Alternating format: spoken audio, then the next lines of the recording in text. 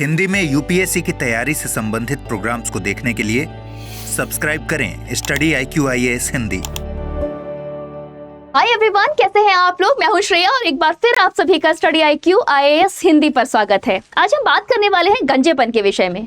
एक ऐसा विषय जो लगभग हम सभी के जीवन का आम विषय हो चुका है, जिससे छुटकारा पाने के लिए हम और आप एड़ी से चोटी का जोर लगा रहे हैं। लेकिन सवाल ये खड़ा होता है कि आज मैं इस टॉपिक को क्यों लेकर आई हूँ। असल में साथियों, अभी हाल ही में न्यूज़पेपर में महाराष्ट्र के लिए ये गंजापन चर्चा का विषय बना हुआ है। महाराष्ट्र में 18 गांव हैं जहां पर अचानक से गंजापन आया है, जिसकी वजह से लगातार लोग गंजे होते जा रहे हैं और उसके पीछे का कारण नहीं पता चल रहा था, जिसकी वजह से कई सारे विशेषज्ञों की टीम इस पर काम कर रही थी। अभी हाल ही में एक रिपोर्ट में दावा किया गया है कि महाराष्ट्र में जो ये गंजापन आया है उसके पीछे गेहूं एक बड़ा कारण है। अच्छा, कैसे गेहूं एक बड़ा कारण है, चलिए इसके बारे में तो मैं आपको बताऊंगी, लेकिन हमको ये समझना बहुत जरूरी है कि चाहे गेहूं की रोटियां हो, चाहे कुछ और गेहूं से बना हुआ है, हम जब खा रहे हैं तो वो हमारे पेट में जा रहा है और वो ऐसी कौन सी रिएक्शन कर रहा है, ऐसा कौन सा कंपोनेंट है जो कि गेहूं के साथ हमारे पेट में जा रहा है, जिसकी पर्टिकुलर किसी रिएक्शन के थ्रू हमारे बाल झड़ रहे हैं। यानी कि हम चाहे कितने भी तेल की मालिश कर लें, हम चाहे कितना भी सीरम लगा लें, हमारे बाल झड़ना नहीं रुक सकते हैं अगर हमारे अंदर बॉडी में जो चीज जा रही है, बॉडी में जो मिनरल्स जा रहे हैं वो ठीक नहीं है। यानी कि सारा खेल ही हमारे पेट में जाने वाले तत्वों का है। हमारे पेट में कौन सी ऐसी चीज है जो डाइजेस्ट हो रही है, कौन सी ऐसी चीज है जो एब्सॉर्ब हो रही है, कौन सी ऐसी चीज है जो जमा हो रही है, जिसकी वजह से हमारे शरीर में अलग अलग परिवर्तन देखने को मिलते हैं। इसी में से एक परिवर्तन है हेयर फॉल का। आज इसी के बारे में बात करेंगे। चलिए इस टॉपिक की शुरुआत करते हैं। अचानक हो रहे गंजापन का कारण गेहूं की रोटियां, ऐसा रिपोर्ट में बोला जा रहा है। असल में ये जो गेहूं है ना, जमीन पे उगाया जाता है, मिट्टी में उगता है। मिट्टी में कई सारे मिनरल्स होते हैं, उन्हीं में से एक मिनरल होता है जिसको हम सेलेनियम के नाम से जानते हैं। ये सेलेनियम एक ऐसा मिनरल है, देखा जाए तो ये हमारे शरीर के लिए काफी लाभदायक है, लेकिन अगर इसी की मात्रा ज्यादा हो जाए तो ये विनाशकारी हो जाता है और इसका एक कारण बनता है हेयर फॉल। तो इसके पीछे का जो साक्ष्य है ना, वो है सेलेनियम। यानी कि गेहूं की फसलों में सेलेनियम की मात्रा को ज्यादा देखा गया है और इस मात्रा की वजह से जब ये सेलेनियम हमारे शरीर में जा रहा है तो पॉजिटिव रिएक्शन की जगह कुछ नेगेटिव इंपैक्ट दिखा रहा है। कैसे दिखा रहा है, क्यों दिखा रहा है, सब मैं आपको बताऊंगी पूरी एक केमिकल रिएक्शन के साथ में। चलो टॉपिक की शुरुआत कर रहे हैं और ये है वो न्यूज जिसके बारे में हम बात करने वाले हैं। हुआ क्या है, महाराष्ट्र के बुलढाणा के 18 गांव में, कोई एक या दो गांव की बात नहीं हो रही है, पूरे 18 गांवों में अचानक से एक बीमारी फैल गई है। बीमारी है गंजेपन की बीमारी, जिसको अभी कुछ टाइम पहले टकला वायरस के नाम से भी चर्चा में देखा गया था। एक ऐसी बीमारी जो कि खतरनाक होने के साथ साथ हैरान कर देने वाली भी है। क्या हैरान कर रही है? असल में हुआ ये है कि ये जो 18 गांव है ना, उनमें रहने वाले लोगों में अचानक से गंजापन आया है। अचानक से उनके बाल झड़कर उनके हाथ में आने लगे हैं। अभी हाल ही में एक पद्मश्री विजेता डॉक्टर हैं जिनका नाम है डॉक्टर हिम्मतराव वावस्कर। इनके द्वारा एक रिसर्च पेश की गई है, एक विश्लेषण दिया गया है। उन्होंने क्या देखा है कि इसके पीछे का कारण उनके द्वारा खाए जा रहे, यानी कि जो गांव के लोग हैं, 18 गांव के लोग हैं, वो जो गेहूं खा रहे हैं ना, उसमें पाए जाने वाली जहरीली चीज है।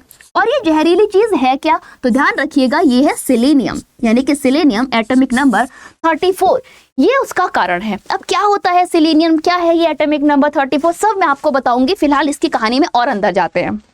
हुआ क्या कि जब ये केस सामने आया तो बहुत सारे सॉइल टेस्ट किए गए, फिर बहुत सारी फसलों को भी चेक करके देखा गया। देखा जाए तो हमारे बॉडी के लिए सेलेनियम इंपॉर्टेंट है, यानी कि अगर गेहूं में सेलेनियम है तो हमें खुशी मनानी चाहिए। लेकिन अगर वही सेलेनियम आम मात्रा से 600 गुना अधिक हो जाए तो ये एक चिंता का विषय बन जाता है। बिल्कुल ऐसा ही हुआ है। चलिए अब इसके बारे में और बात करते हैं। रिसर्च में पाया गया है कि पब्लिक डिस्ट्रीब्यूशन प्रणाली के तहत जो गेहूं बांटा गया है, यानी कि उस 18 जिलों में जो बांटा गया है, उनमें सेलेनियम की मात्रा काफी ज्यादा थी। और जबकि जिंक की मात्रा काफी हद तक कम थी। अब चलो जिंक की बात आई है तो इसको कनेक्ट करना हम लोग शुरू करते हैं। होता क्या है, जब हमारे शरीर में सेलेनियम जाता है तो वो थायराइड ग्लैंड को कंट्रोल करने का काम करता है, यानी कि हमारी थायराइड ग्लैंड को हेल्दी रखने के लिए सेलेनियम एक अहम भूमिका निभाता है। वहीं पर अगर दूसरे शब्दों में देखा जाए तो जिंक फास्फोरस को एब्जॉर्ब करने में भी सेलेनियम की एक महत्वपूर्ण भूमिका होती है। अब जब हमारे शरीर में 600 गुना अधिक सेलेनियम जा रहा है, यानी कि हमारी जो नॉर्मल क्वांटिटी होती है सेलेनियम की, अगर किसी की बॉडी में देखा जाए तो वो होती है 50 से 100 माइक्रोग्राम, समझ रहे हो, इतनी क्वांटिटी होती है। लेकिन इससे तो 600 गुना ज्यादा हमारे शरीर में जा रहा है। इसका मतलब ये हुआ कि जो जिंक है जिसको हमारे शरीर में रुकने की जरूरत है वो कंप्लीट एब्जॉर्ब होता जा रहा है, और इसी वजह से यहाँ पर जिंक की क्वांटिटी कम होती जा रही है। कनेक्ट हो गया? समझ चले नेक्स्ट पॉइंट की तरफ। अब बात करते हैं कि भाई ये भला है क्या सेलेनियम, जिसके बारे में हम लोग डिस्कशन अब करने वाले हैं। देखो, सेलेनियम की बात की जाए तो इसका एटॉमिक नंबर होता है 34, है ना, और 34 एटॉमिक नंबर किधर जाता है? ये जाता है पी ब्लॉक एलिमेंट में, है ना, और पी ब्लॉक की ऑक्सीजन फैमिली का ही सदस्य है। समझ गए? अब मेरी बात सुनना, ये चीज केमिस्ट्री में पढ़ाई जाती है, बट आपको थोड़ा सा हिंट मैं देती हूँ। सेलेनियम आता है आपकी ऑक्सीजन फैमिली में। ध्यान रखिएगा, सेलेनियम एक एंटीऑक्सीडेंट है। क्या है? एक एंटीऑक्सीडेंट है। क्लियर? बट अगर यही एंटीऑक्सीडेंट हमारे शरीर में ज्यादा हो जाएगा तो कुछ स्पीशीज, फ्री रेडिकल स्पीशीज बनाना शुरू कर देगा, जिसकी वजह से हमारे बॉडी में नेगेटिव इम्पैक्ट देखने को मिलता है, जिसकी वजह से सेलेनियम शरीर में जमना शुरू हो जाता है। कई बार स्कैल्प पर जमा हुआ दिखने लगता है और वही हमारे बालों के झड़ने का कारण बनता है। ये तो हो गया एक नॉर्मल प्रोस्पेक्टिव। अभी इसकी और गहराई में चलेंगे। चलो अब पहले इधर देख लेते हैं पीरियोडिक टेबल में। ये रहा पी ब्लॉक एलिमेंट, जिसमें ऑक्सीजन फैमिली का ये सदस्य है जो कि है सेलेनियम 34। हमारी बॉडी के लिए इंपॉर्टेंट होता है, एंटीऑक्सीडेंट है। यही वो पार्ट है जो कि जिंक को एब्जॉर्ब करने का काम करता है, जिंक के अवशोषण के लिए रिस्पॉन्सिबल होता है। पर अगर ये ज्यादा अवशोषण करने लगेगा तो हमारे शरीर में जिंक की मात्रा कम हो जाएगी, है ना। तो वही जब इसकी क्वांटिटी ज्यादा है तो एब्जॉर्प्शन ज्यादा होगा, एब्जॉर्प्शन ज्यादा होगा तो जिंक की मात्रा कम हो जाएगी, और जिंक की मात्रा कम हुई तो इसका इम्पैक्ट पूरी तरह से हमारे स्किन पर और हमारे शरीर हमारे बालों पर दिखाई देगा। चलो अब चलते हैं नेक्स्ट पॉइंट की तरफ। देखो, हम बात कर रहे थे सेलेनियम के बारे में, कुछ इंपॉर्टेंट बातें थी। सेलेनियम किसके लिए इंपॉर्टेंट है? ध्यान रखना, थायराइड के लिए इंपॉर्टेंट है। किसके लिए? थायराइड ग्रंथि के लिए इंपॉर्टेंट है। यानी कि अगर थायराइड ग्रंथि की स्वस्थता चाहिए तो हमारे पास सेलेनियम होना चाहिए। बट अगर इसी की क्वांटिटी ज्यादा हो जाती है तो इसका इम्पैक्ट क्या पड़ेगा? तो इसका इम्पैक्ट पड़ेगा हमारे हार्मोनल इम्बैलेंस पर। इसका मतलब हो जाएगा हेयर फॉल, है ना। अब दूसरी कहानी सुनो। मैंने आपको बताया कि सेलेनियम होता है एंटीऑक्सीडेंट, है ना। अब एंटीऑक्सीडेंट है, ये क्या करता है? ये ना एक कमाल की चीज हमारी बॉडी में जनरेट करने के लिए रिस्पॉन्सिबल है। वही चीज जनरेट करने के लिए रिस्पॉन्सिबल है जिसके लिए सेलिब्रिटीज 20-20 लाख के इंजेक्शंस लगवा लेते हैं। मैं बात कर रही हूँ ग्लूटाथायोन की। यानी कि अगर हमारे शरीर में एक बैलेंस क्वांटिटी है सेलेनियम की तो वो क्या करेगा? ग्लूटाथायोन का प्रोडक्शन करेगा। क्या करेगा? ग्लूटाथायोन का प्रोडक्शन करेगा। अब ग्लूटाथायोन का भी कौन सा प्रोडक्शन करेगा ये भी समझ लो जरा। ये करता है ग्लूटाथायोन पेरोक्सीडेज का प्रोडक्शन। अब आपके दिमाग में तुरंत सवाल आएगा कि मैम ग्लूटाथायोन के इंजेक्शंस सारे ये सेलिब्रिटीज क्यों लगवाते हैं? देखो, ग्लूटाथायोन ना हमारे स्किन के लिए इंपॉर्टेंट होता है, हमारी फेयरनेस के लिए इंपॉर्टेंट होता है, हमारे पिगमेंटेशन को कम करने के लिए इंपॉर्टेंट होता है, राइट। तो इसीलिए सुंदर बनने के लिए मैक्सिमम ग्लूटाथायोन की इंजेक्शंस लोग आज के समय में ले रहे हैं। अब ये बात कर लेते हैं ग्लूटाथायोन पेरोक्सीडेज क्या कर रहा है। देखो, ग्लूटाथायोन पेरोक्सीडेज एक ऐसा कंपोनेंट जो कि हमारे शरीर के एसिडिक मीडियम को बैलेंस करने में भी रिस्पॉन्सिबल होता है। जैसे कि हाइड्रोजन पेरोक्साइड की क्वांटिटी को बैलेंस करता है, उसको फ्री रेडिकल्स को कन्वर्ट करने का काम करता है, जनरेटिव बनाता है। अब सुनो कैसे बनाता है। चलो इसके लिए एक केमिकल रिएक्शन मैं आपके लिए बताती हूँ, मजा आएगा। देखो, ग्लूटाथायोन की बात कर रहे हैं, ग्लूटाथायोन पेरोक्सीडेज की बात कर रहे हैं, ठीक ना।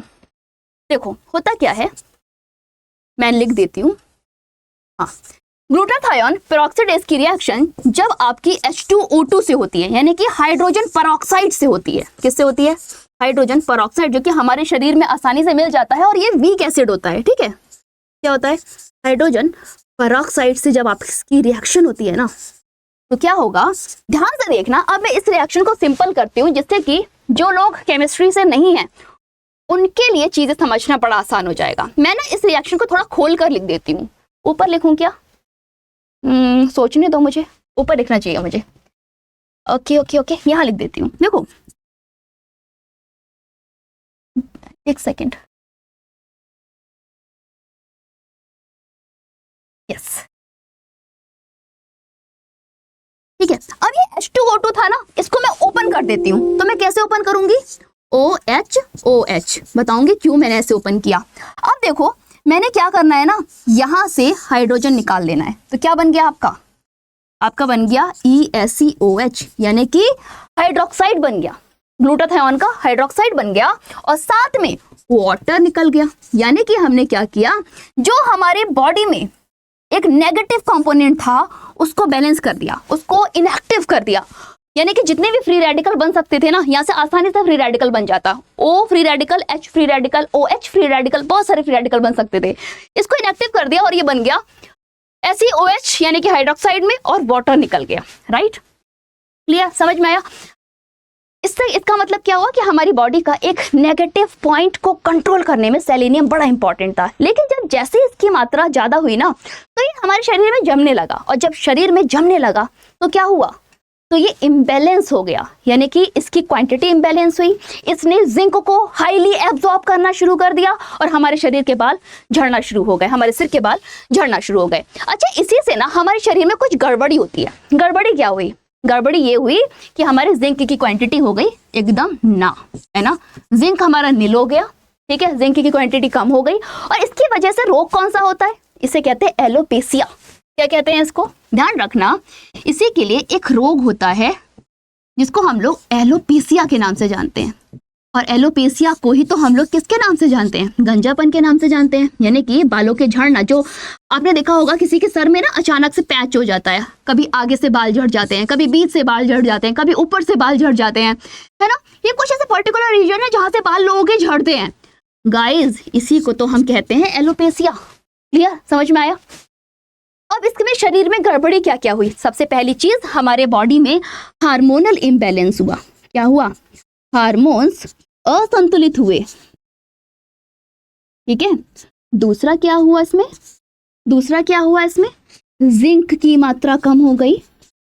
जिंक की मात्रा कम हो गई, है ना। साथ में सेलेनियम क्या होने लगा? जमने लगा, जिससे आपको कई बार अपने इस पे स्कैल्प पर जमी हुई परत जैसी, जिसको कि आप रूसी के नाम से, डैंड्रफ के नाम से भी जानते हो, इस टाइप की चीजें दिखने लगी, है ना, और जो कि खुजली के का भी कारण बनती हैं बाद में। ठीक, अब चलो बात कर लेते हैं कि इसका मामला पूरा क्या था। असल में 18 गांवों के करीब 300 लोगों को दिसंबर 2024 से इस साल के बीच में, यानी कि अब तक, गंभीर रूप से बालों का झड़ने का कंडीशन फील कर रहे थे कि उनके बाल झड़ रहे हैं। और ये कंडीशन कब से चल रही थी? दिसंबर 2024 से अभी जनवरी फरवरी तक, है ना।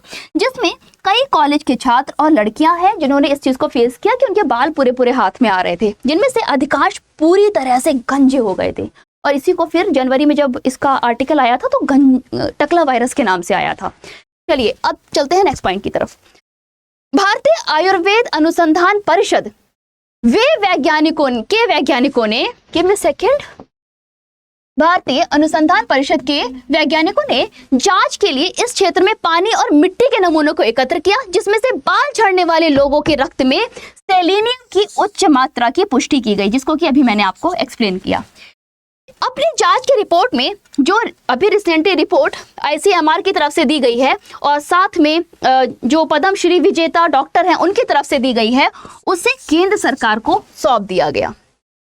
अब हम बात करते हैं कि सेलेनियम की मात्रा से जब बढ़ती है हमारे शरीर में तो कौन कौन से लक्षण देखने को मिलते हैं। तो पहला है मतली आना, उल्टी आना, पेट का खराब होना, त्वचा पर चकत्ते दिखाई देना, चिड़चिड़ापन महसूस होना, मुंह में अजीब सी बदबू आना, बाल का टूटना, नाखून का टूटना, दांत के रंग का फीका पड़ना, नर्वस सिस्टम में गड़बड़ी महसूस करना, श्वास की नली में गड़बड़ी महसूस करना, मायोकार्डियल रोध गलन महसूस करना और गुर्दे की विफलता और हृदय का फेल होना। ऐसी कंडीशंस को हम महसूस करते हैं जब हमारे शरीर में हद से ज्यादा सेलेनियम बढ़ जाता है। ओके गाइस, तो ये था पूरा टॉपिक। आई होप आपको अच्छा लगा होगा। अब आप इस चीज को नोटिस कीजिए कि आप जिस फसल को खा रहे हैं, जिस गेहूं को खा रहे हैं, क्या उसमें सेलेनियम की मात्रा तो ज्यादा नहीं है, क्योंकि इस रिपोर्ट के पढ़ने के बाद एक चिंता का विषय तो बनता ही है। चलिए, इसी के साथ साथियों, अभी के लिए बस इतना ही। तब तक stay tuned, stay safe, have a good bye, see you bye next video. Thank you all. Hindi में यूपीएससी की तैयारी से संबंधित प्रोग्राम्स को देखने के लिए सब्सक्राइब करें स्टडी IQ IAS हिंदी।